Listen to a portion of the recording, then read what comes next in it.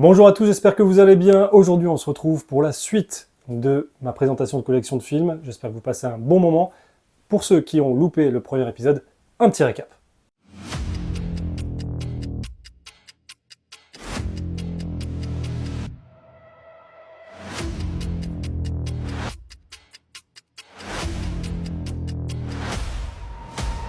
Je vous remercie pour les retours que vous avez faits sur la première vidéo. Aujourd'hui, on continue notre exploration avec les Blu-ray et on attaque ensuite les DVD. C'est parti. N'hésitez pas à me dire en commentaire quel genre de cinéphile vous êtes. Moi par exemple, j'aime bien prendre mes places en amont, en avant, les réserver, m'installer pépouze et je reste jusqu'à la fin du générique. Peu importe que ce soit un Marvel ou un autre film. C'est mon plaisir, j'adore. On continue et on part sur Sans un bruit, réalisé par John Krasinski, un acteur que j'adore, je l'ai découvert avec The Office, comme beaucoup de monde. Ici, à la réalisation de ce film, dès la scène d'intro, c'est le choc, et on éprouve constamment, jusqu'à la fin du film, une terreur pour ces personnages, parce qu'on sait que tout peut arriver. Je vous le conseille ardemment, j'ai adoré ce film. La route, d'après le roman de Cormac McCarthy, j'ai adoré cette adaptation, sortie en 2009, récompensée à la Mostra de Venise. Viggo Mortensen, dans le rôle principal, un papa et son fils qui traversent le pays dans un monde post-apocalyptique. On ne sait pas ce qui s'est passé, c'est prenant, c'est dangereux, une ambiance pesante, lourde. Je vous conseille ardemment. Et je vous conseille aussi la BD La Route de Manu Larsenet, adaptée du même roman, qui est juste un bijou. World War Z avec Brad Pitt. Alors là, pareil, adaptation d'un roman que j'ai lu. Très bon roman. On suit plusieurs personnes dans des situations différentes à travers le globe. J'ai adoré. L'adaptation, là, se concentre sur un personnage, un seul personnage. Il s'agit de Brad Pitt, qui essaie de savoir ce qui se passe, d'essayer d'éradiquer la menace, tout en protégeant sa famille, bien entendu. Très bon film, il manque peut-être quelque chose pour qu'il fasse l'unanimité. Enfin, il manque tout simplement une adaptation très fidèle au livre, je pense. Mais j'ai adoré ce film, je me suis éclaté. Restons sur de zombies. Retour à Zombieland, le second volet de Zombieland. J'ai adoré le premier, j'en reparle un peu plus tard. En 2007, Quentin Tarantino et Robert Rodriguez ont lancé leur film Grindhouse, un hommage au film de l'époque, film de genre. Là, on a ici Planète Terreur, ça j'ai beaucoup aimé, c'est complètement con. Film de zombies, complètement barré, je vous invite à regarder. J'ai préféré quand même le Tarantino, Boulevard de la Mort, d'ailleurs que j'ai même pas là en DVD ou en Blu-ray, c'est n'importe quoi. Faut que je rectifie ça tout de suite. En parlant de Tarantino, un film tarantinesque, il s'agit de Saltan à l'hôtel El Royal, un film choral que j'ai bien aimé, avec Chris Hemsworth dans le rôle d'une espèce de hippie gourou, sac à merde. Voilà, un thriller sympathique, je vous invite à le regarder si c'est pas fait. Dans la première vidéo, on a parlé de Ryan Gosling, ici Barbie, I'm Just Ken, un film qui mérite quand même son succès parce qu'il y a beaucoup d'inventivité dans les décors, dans ce monde de Barbie, c'est très coloré, une comédie musicale un petit peu. J'ai aimé, sans pour autant y retourner, mais après, là, comme la promo faite sur ce film est dingue, sans parler des récompenses obtenues, j'ai une pensée pour Ryan Gosling qui interprète I'm Just Ken aux Oscars, c'est juste mémorable et anthologique, j'ai adoré. Il n'y a pas encore eu beaucoup de séries, mais j'en ai quelques-unes. Ici, La vérité sur l'affaire Harry Kéber, réalisée par Jean-Jacques Hano, réalisateur français, adapté du roman de Joël Dicker que j'ai lu, très bon thriller, très bon paveton. On a ici Patrick Dempsey, qui joue le rôle d'un professeur écrivain qui est accusé de meurtre, parce qu'on retrouve la dépouille dans son jardin d'une gamine de 15 ans à qui il aurait eu une liaison, voilà, une relation. Et on a son étudiant, qui est un jeune écrivain, qui a le syndrome de la page blanche, qui était venu juste pour se ressourcer un petit peu, qui veut se retrouver à enquêter sur cette affaire pour essayer de découvrir la vérité sur son ami et mentor. Très très bon, et la série est vraiment bien fichue, il y a combien 8 épisodes je crois, je vous invite, non 10 épisodes pardon, 10 épisodes de 45 minutes, très très bonne série. Un peu de détente, un truc de geek vraiment cool, avec Joey Starr dans un rôle très important et clé, qui fait preuve d'autodérision. Il s'agit de Ted, Ted 1 et 2. Le premier, bien sûr, c'est la découverte, donc c'est un gros kiff, surtout avec cette narration, cette voix de narrateur en intro du film. On a Mark Wahlberg ici, qui joue le rôle vraiment d'un trentenaire, qui n'a pas envie de grandir. Franchement, je me suis éclaté, très fun. Surtout le premier. Restons sur de l'humour avec Les héritiers des inconnus, des nuls. Il s'agit de La bande à Fifi, avec Nicky Larson. Nicky Larson, une adaptation du manga, et j'ai passé un super moment. En plus, pas mal de clins d'œil à notre génération Club Dorothée, hein, que ce soit avec les Chevaliers du Zodiaque, Ranma and Demi, et j'en passe, et jusqu'à même le Mokori. Très très sympathique. Comme j'ai dit dans la première vidéo, c'est pas du tout rangé, classé. Donc du coup, on passe du coq à l'âne avec Seul sur Mars, film de science-fiction extraordinaire, tenu tout le film par Matt Damon qui s'improvise paysan, cultivateur sur Mars. Très bon film, très très bon film. On continue avec David Fincher et son Gone Girl, un thriller que j'ai adoré avec Rosamund Pike et Ben Affleck. Le personnage de Rosamund Pike disparaît mystérieusement, et bien sûr, le personnage de Ben Affleck est le principal suspect. S'ensuit une enquête, un thriller terriblement efficace, faut le voir. Retournons dans l'espace avec Interstellar de Christopher Nolan, avec Matthew McConaughey, Jessica Chastain, Casey Affleck, Timothée Chalamet, Anna Thaoué, et j'en passe. Michael Caine, bien sûr. Quel film! Ça mélange entre l'intimité de la famille et l'exploration, avec un enjeu crucial, sauver l'humanité, à travers l'espace, le temps, les trous noirs. Le trou noir est tellement bien amené et tellement bien expliqué, et surtout visuellement, à l'image, c'est juste incroyable, parce que c'est quelque chose qu'on n'a pas vraiment vu, qu'on n'a jamais vu. Donc, Interstellar, beaucoup de choses à dire sur ce film. Magique. Un peu de détente avec un hommage au film d'horreur, La cabane dans les bois. Enfin, un hommage au film d'horreur, plus un hommage aux clichés dans les films d'horreur. On a beaucoup joué là-dessus dans ce film-là, c'est très bien fait. Produit par Joss Whedon et réalisé par son grand copain Drew Goddard qui travaillait sur Buffy, Angel. Grâce à ce film-là, on a Chris Hemsworth dans le rôle de Thor, parce que Joss Whedon l'a repéré via ce film-là pour le casting, et il a suggéré, bien sûr, Chris Hemsworth pour le casting Marvel de Thor. Très, très surprenant. Voilà, c'est un petit film qui mérite aussi d'exister, et vous pouvez être surpris par la fin. Un peu de Made in France, l'histoire sur Mérine, avec les deux parties. Très très bon film, très bonne interprétation de Vincent Cassel. Du café, du sucre. L'instant de mort est l'ennemi public numéro 1. Ça c'est vraiment exceptionnel, il a pris du poids pour le rôle de Mérine. On suit toute sa vie, toute cette enquête, toute cette fameuse médiatisation dans les années où il a opéré. Très très bon film que j'ai vu qu'une fois, il faudrait que je me les refasse. Réalisé par Jean-François Richer. J'ai parlé du 1 dans la première partie, je parle du 2 dans la seconde, il s'agit de L'Arme Fatale 2.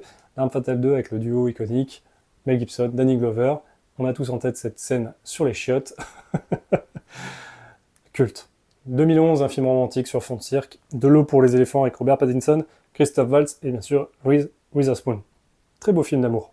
On continue avec une comédie dramatique, Happiness Therapy, Bradley Cooper, Jennifer Lawrence qui a été oscarisée d'ailleurs pour son rôle dans ce film-là.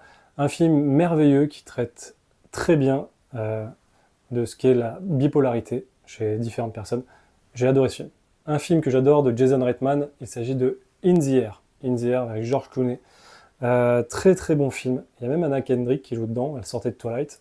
Et j'ai adoré ce film, on suit vraiment cette personne qui va dans les entreprises pour annoncer le licenciement de différents employés pour raisons économiques, etc.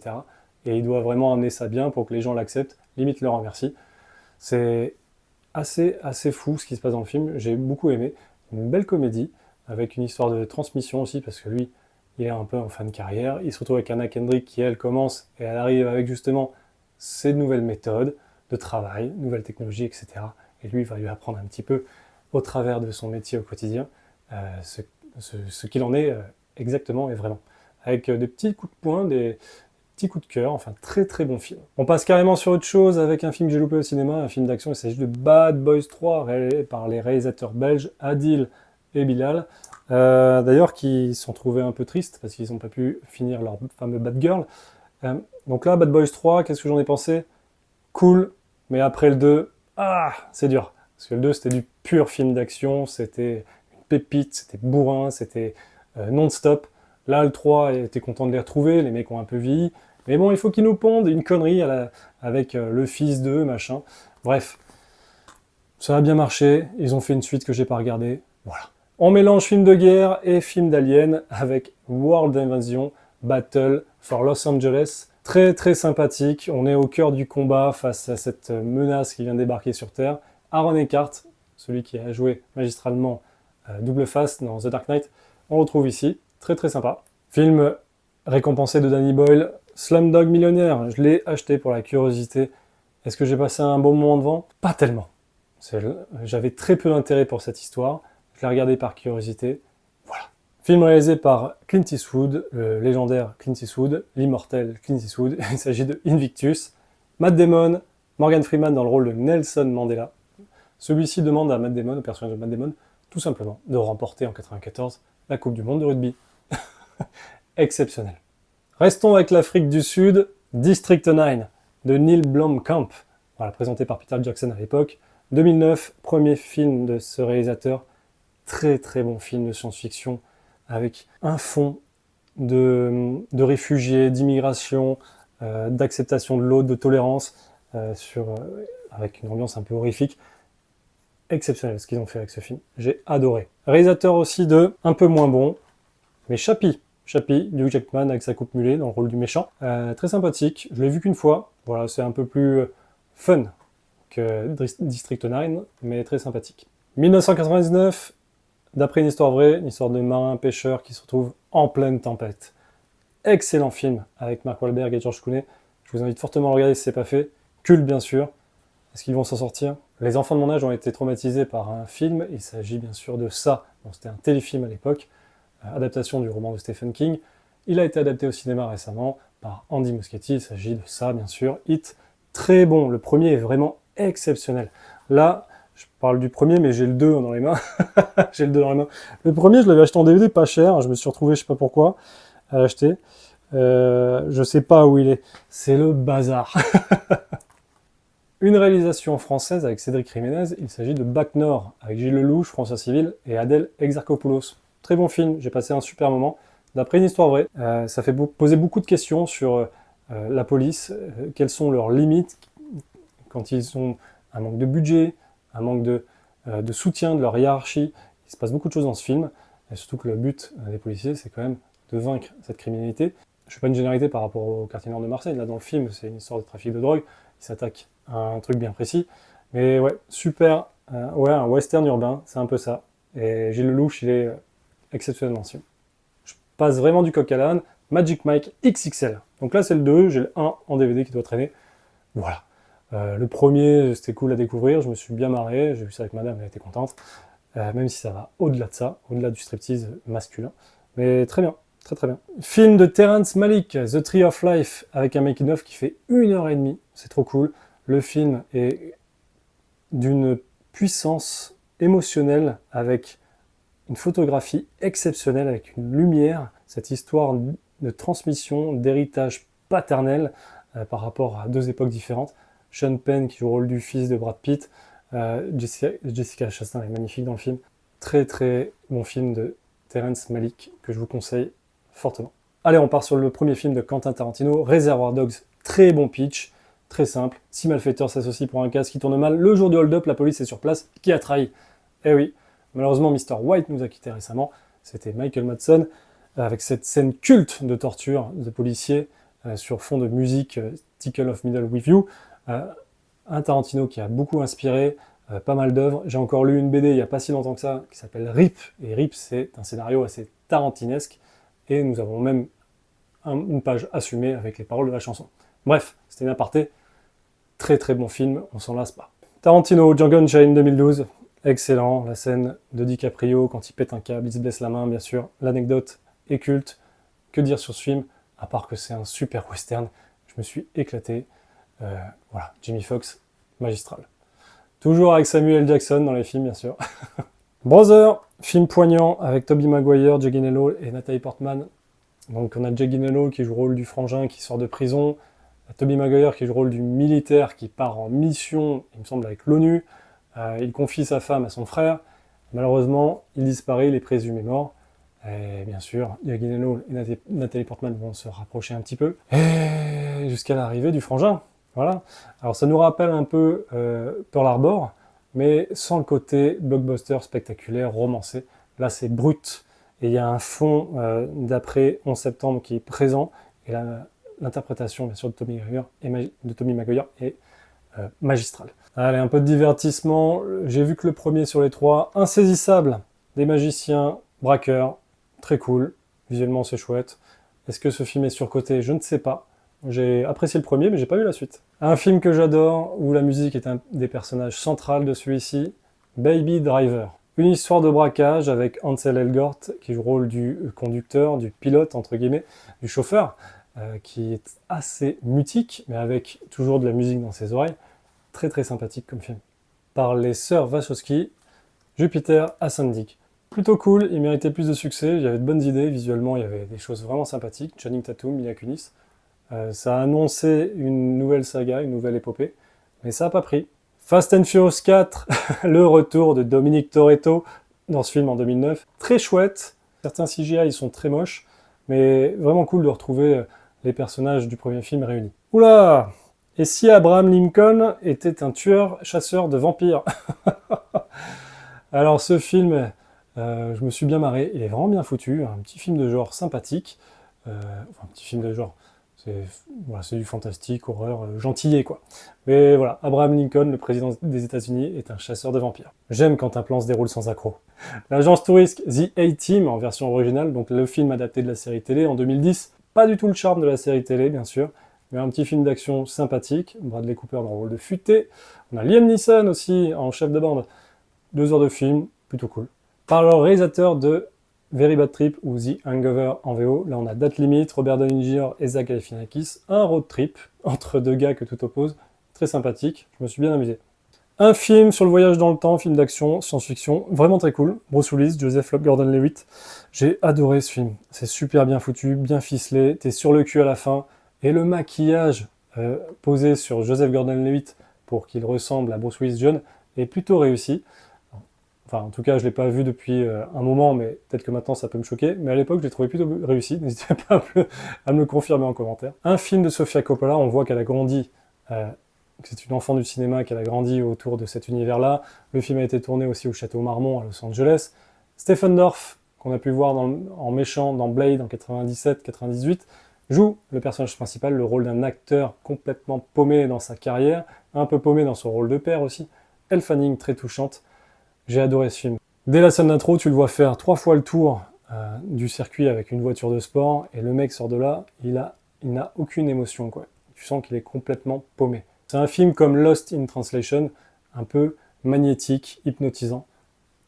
Trop bien. Oula, Pirates des Caraïbes 4, on parlait de 3 premiers un peu plus tard en DVD. Bien, bien, mais c'était celui de trop déjà.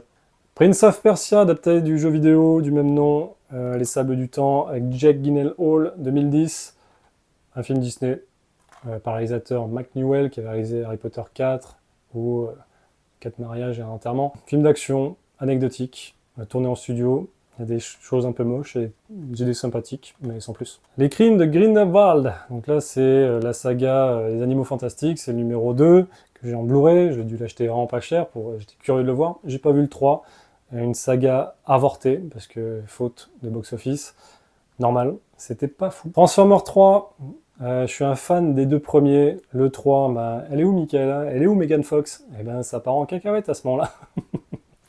Patrick Dempsey dans le rôle du méchant, un blockbuster, voilà. Stephen King, encore une adaptation, cette fois-ci c'est un remake de celui des années 70.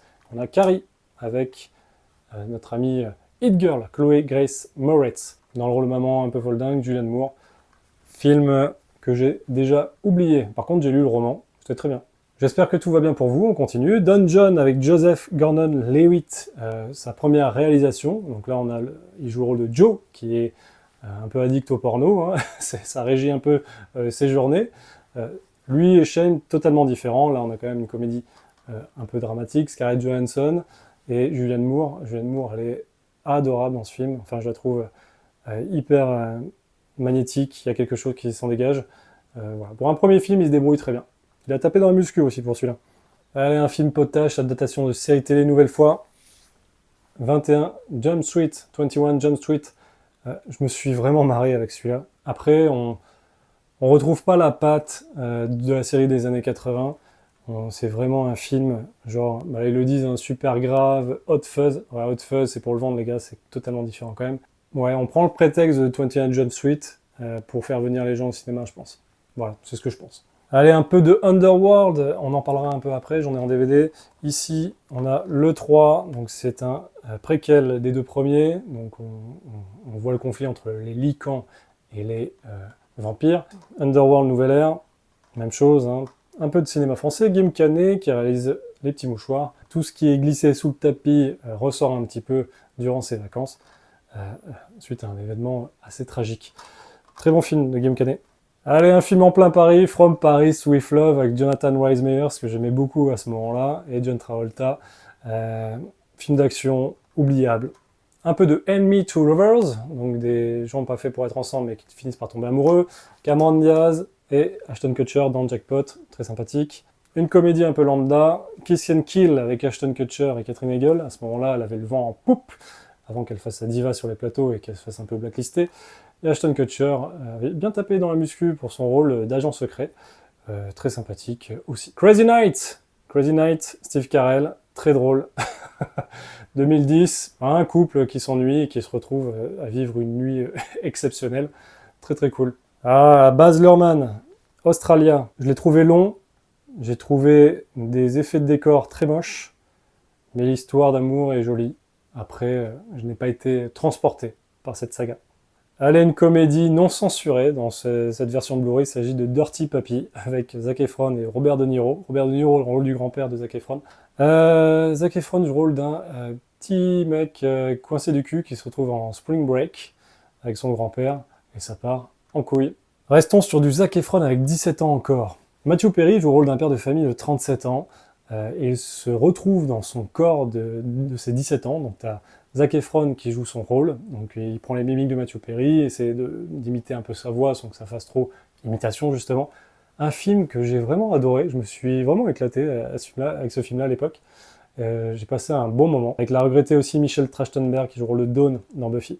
Je pensais que c'était pas rangé, mais finalement, Zac Efron dans Bad Neighbors avec Seth Rogen, ça c'est une comédie qui m'a vraiment fait marrer. On suit une fraternité à la fac, qui se bagarrent contre leurs voisins, qui viennent tout juste d'être parents, donc avec le bébé à gérer.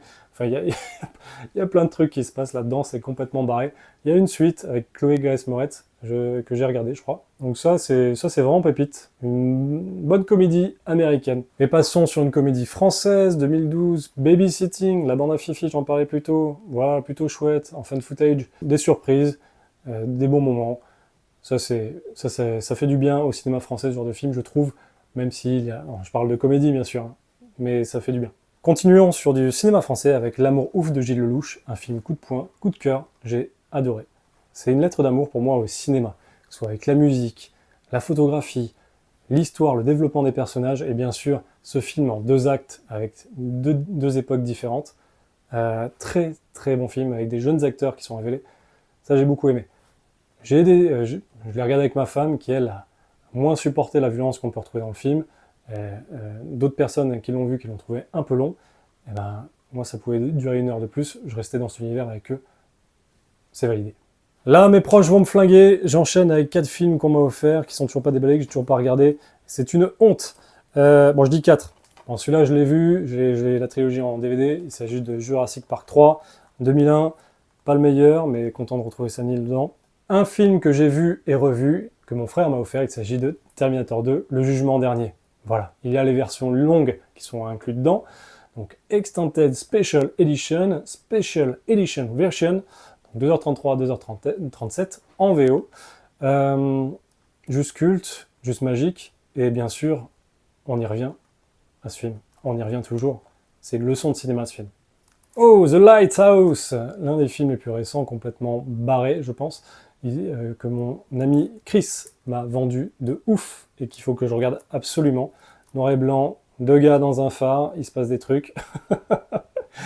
Pour avoir visité un phare cet été, c'est assez huis clos comme affaire. Donc hâte de le découvrir, il faut vraiment que je m'y penche. Même chose, un film qu'on m'a offert, Stillwater, un polar avec Matt Damon et Camille Cotin. Je crois qu'il y a eu même un tournage à Marseille, dans le stade Vélodrome, si je dis pas de bêtises. Faut que je le regarde celui-là, absolument, Stillwater. Restons sur Camille Cotin avec Connasse, le film. Un personnage qui l'a fait connaître du grand public, c'est une grande actrice. Voilà, donc je l'ai en Blu-ray, on était curieux de le voir avec madame, c'est fait. Allez, Nos étoiles contraires, j'ai lu le roman, j'ai chialé, j'ai vu le film, j'ai chialé, et oui, je suis un peu fleur bleue.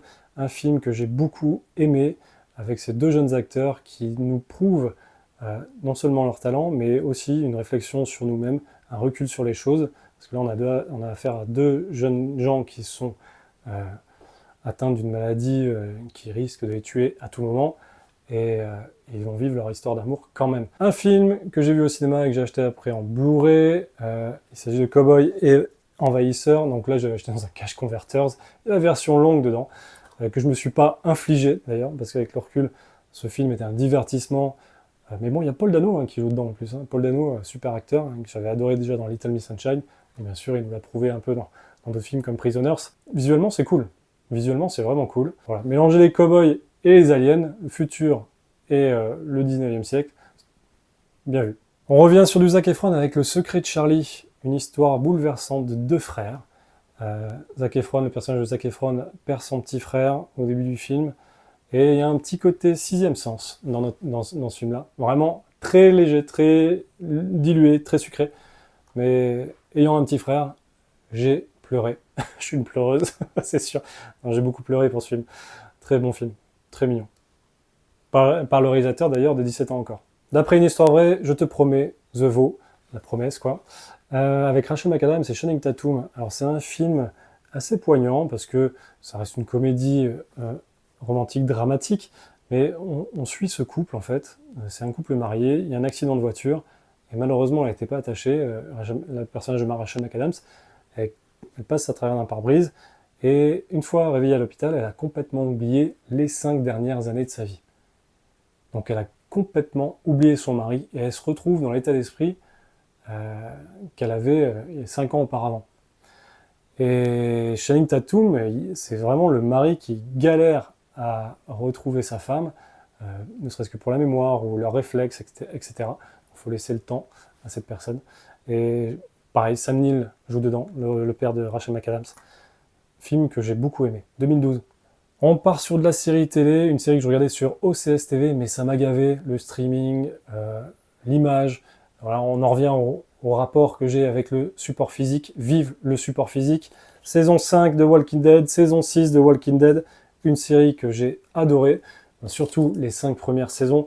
Bon, bien sûr, arriver à la fin de saison 6, début de saison 7, c'est quelque chose, mais Walking Dead, exceptionnel. Toutes les 2 premières saisons, elles étaient réalisées par Frank Darabont, voilà, maître de l'horreur, du zombiesque. Très très bon Walking Dead, bien sûr, sans parler de certaines révélations d'acteurs, John Bartel, évidemment. 8e et dernière saison de Game of Thrones, parce que là j'avais tout regardé en amont sur OCS, et après l'attente de 2 ans, je me suis dit pourquoi pas attendre un peu plus que la série sorte en Blu-ray. Donc un très beau coffret.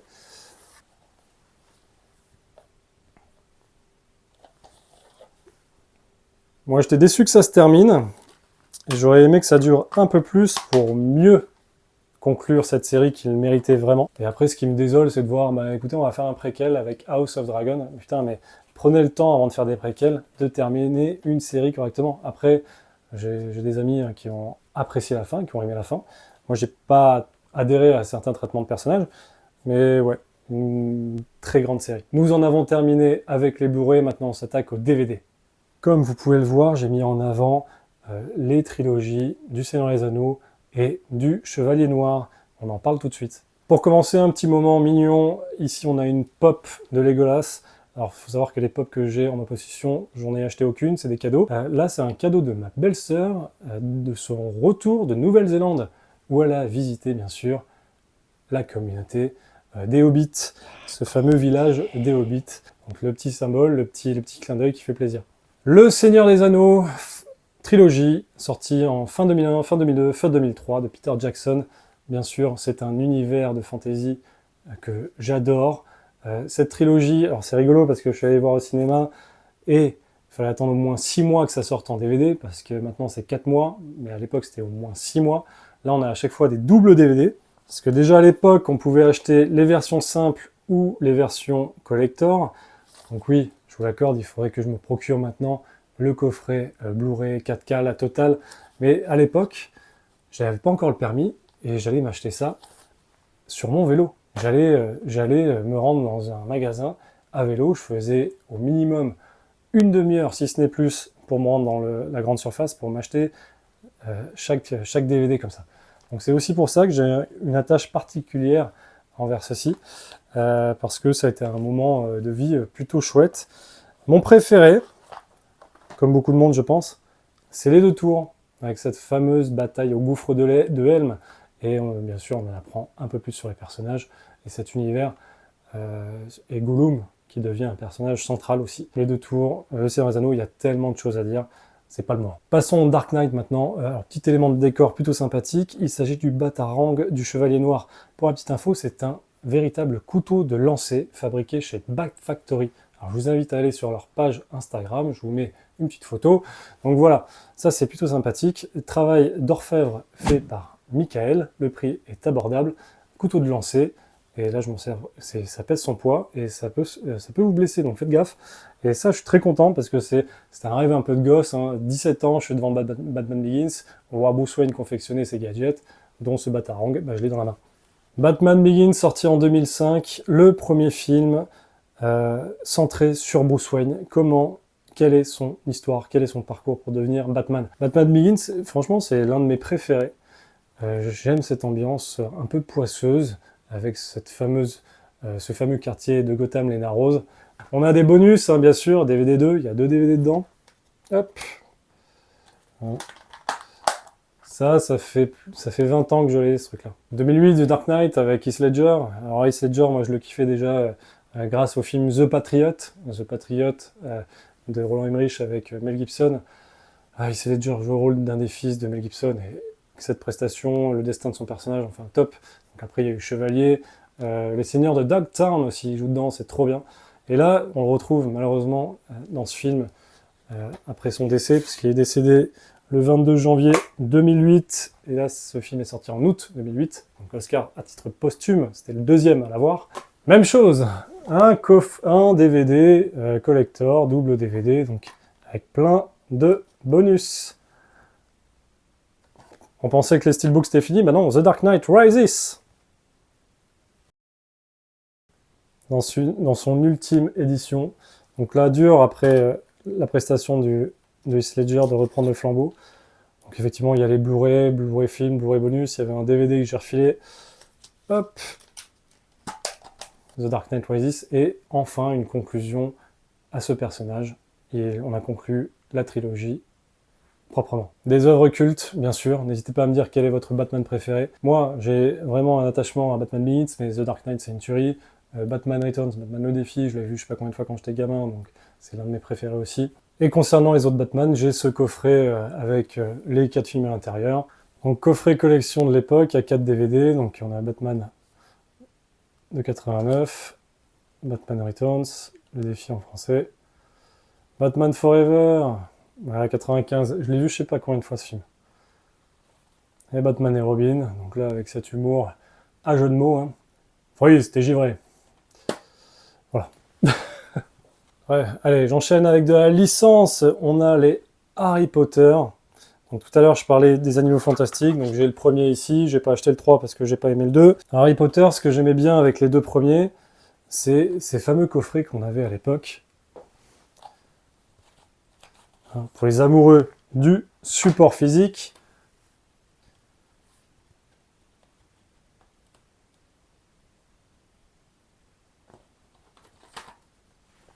Cette partie d'échecs mémorable. Harry Potter et la Chambre des Secrets aussi, donc les 2 premiers films réalisés par Chris Columbus, réalisateur de Home Alone, Madame Doubtfire.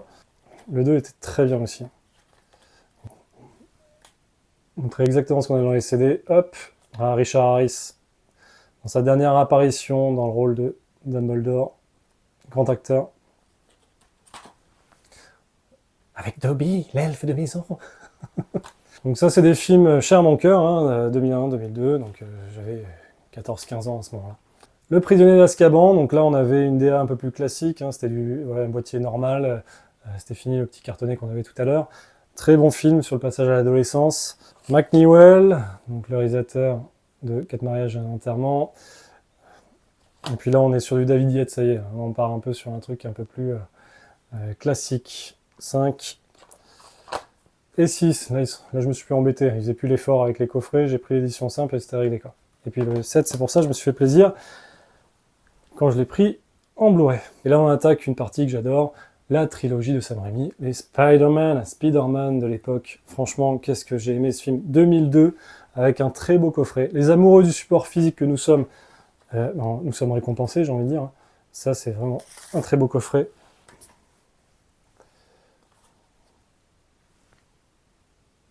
Il n'y a plus de choses comme ça maintenant.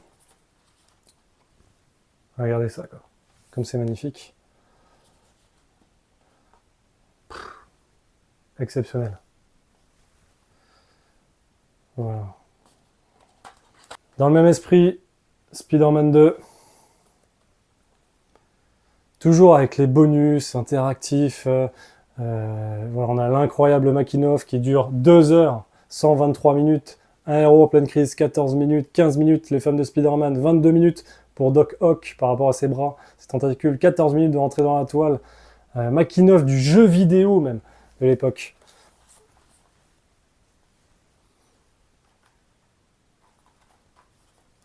Et ça, quand on l'a acheté, c'était normal. C'était normal de kiffer comme ça.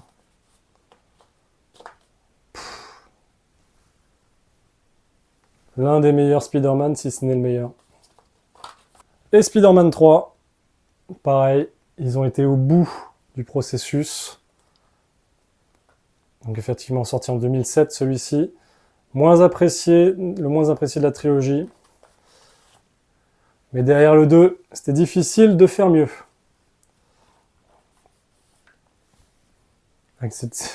Mais bon, des scènes cultes et iconiques qui sont repris.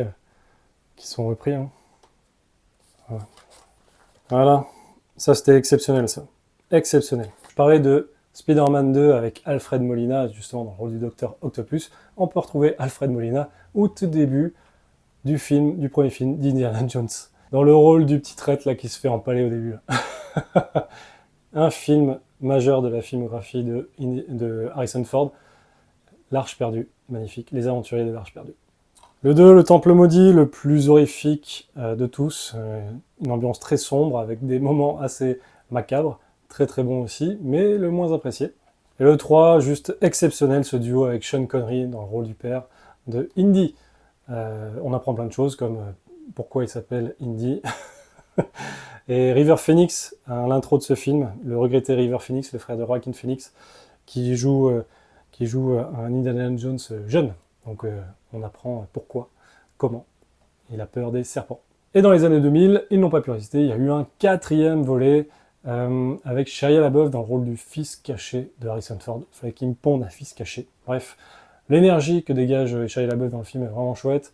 Un film un peu moins bien aimé que les autres et qui reste, ma foi, divertissant. Je n'ai pas vu le tout dernier Indiana Jones. Il faudrait que je le regarde. Est-ce que vous me le conseillez? Je parlais de Shia LaBeouf un instant. En 2007, il y a eu aussi Transformers de Michael Bay et en 2009, Transformers 2. Donc ça, c'est vraiment les 2 Transformers que je kiffe parce que cette énergie que dégage Shia LaBeouf de mec stressé, pas sûr de lui, d'adolescent, qui se retrouve dans une situation incroyable. Là, on a vraiment des effets spéciaux de qualité. 2007 quand même. On sentait que les gens, à l'époque, ils avaient peut-être un peu plus de temps, ou je sais pas comment ça se passe, mais à regarder maintenant, c'est encore hyper propre. Et puis cette réalisation de Michael Bay où ça pète de partout, ce fameux soleil levant en continu sur tout le film, enfin, quel kiff. Quel kiff. J'en parlais dans la première partie, Mission Impossible. 1996, on a Brian De Palma qui réalise ce Mission Impossible, un thriller d'espionnage parfait. Ce film, pour moi, est parfait. J'adore le mood. On a quand même un casting de dingue. Mais il y a même Christine Scott Thomas. On retrouve 2 Frenchies en plus. Emmanuel Béard, Jean Reno. Vraiment trop cool. Tom Cruise, l'un de ses meilleurs rôles. Et après ça, 4 ans après, ils nous pondent Mission Impossible 2 de John Woo. Et là, c'est cette vibe après Matrix où il y a pas mal de cuir, de ralenti. Et celui-là, c'est peut-être le plus nanard d'entre tous, mais la scène d'ouverture est culte avec cette escalade de Tom Cruise. Très cool. Et on a, en 2006, Mission Impossible 3. Donc là, Philip Seymour Hoffman dans le rôle de l'antagoniste, Jonathan Rhys-Meyers, on a Kerry Russell au début, Laurence Fishburne. Enfin, ça, c'est un de mes Missions Impossibles préférées. Surtout que il y avait un retour par rapport au second qui était juste hyper puissant, quoi. Tom Cruise court dans le film, c'est étonnant, hein. On part sur des trilogies, encore une fois, hein. Là on a Pirates des Caraïbes, le premier est sorti en 2003, il n'avait pas trop marché en salle, je crois, mais a cartonné en DVD par la suite. La puissance du support physique à l'époque. Ils ont fait ensuite, en 2 parties, une suite, donc Pirates des Caraïbes 2 et 3. Excellente trilogie. Le 2 était beaucoup plus sombre que le premier, avec un enjeu assez important, et le 3 concluait très bien cette fameuse trilogie Pirates des Caraïbes. On est parti sur une nouvelle saga que j'avais en cassette et que je me suis acheté en DVD et que je devrais peut-être même m'acheter maintenant en Blu-ray. Je parle de X-Men de Bryan Singer, sorti en 2000. Là, c'est une ambiance que j'adore dans ce film. En plus, il dure 1h40, il n'y avait pas besoin de faire 2h20 de film pour raconter quelque chose d'intéressant. Cyclope avait vraiment son rôle de leader, charismatique de fou, dans James Marsden pour le coup. Et voilà, plein de choses à dire sur X-Men, mais bon, on les a tous vus. 2003, intro magistrale, X-Men 2, avec Diablo à la Maison Blanche. Une fin qui te tire l'alarme, et surtout qui annonce du lourd pour la suite. En steelbook, X-Men 3, l'ultime épisode de la trilogie, donc l'affrontement final. Aïe aïe aïe aïe aïe. Et là, j'ai été tellement déçu en sortant du cinéma, mais je l'ai quand même acheté en édition collector parce que j'étais déjà complétiste à l'époque. On avait pas mal de bonus, ça me permettait de comprendre comment était le film. Alors, ce qui est marrant dans les bonus, c'est quand même, ils sont tous là en train de failloter les uns avec les autres. Fallait choisir son camp. Entre celui de Magneto et celui de Charles Xavier. Le traitement de Jean Grey et ce qui arrive à nos personnages que nous aimons comme Cyclope qui a 3 minutes de film, 3 minutes d'apparition dans le film, moi c'était juste aberrant. Bon, la musique est magnifique quand même. Et puis Hugh Jackman, trop fort. Et Hugh Jackman, il a le droit à ses films avec X-Men Origins, Wolverine. Voilà, pas fou, sorti en 2009, plein d'incohérences qui commencent dans cet univers X-Men, ne serait-ce qu'avec Stryker, le casting de Stryker, de Gambit, Deadpool, catastrophique bien sûr. Mais bon, le charme de Hugh Jackman sauve un peu le film, j'avoue. Voilà, donc ça c'est pour ce fameux Wolverine. Et voilà pour cette seconde partie, j'espère que vous avez passé un bon moment avec moi. Moi j'ai toujours plaisir à les faire. On se retrouve pour une 3e et dernière partie. On commencera sur Blade, parce que ça fait plaisir. Voilà. Je vous souhaite de passer une très bonne journée et je vous dis à la prochaine.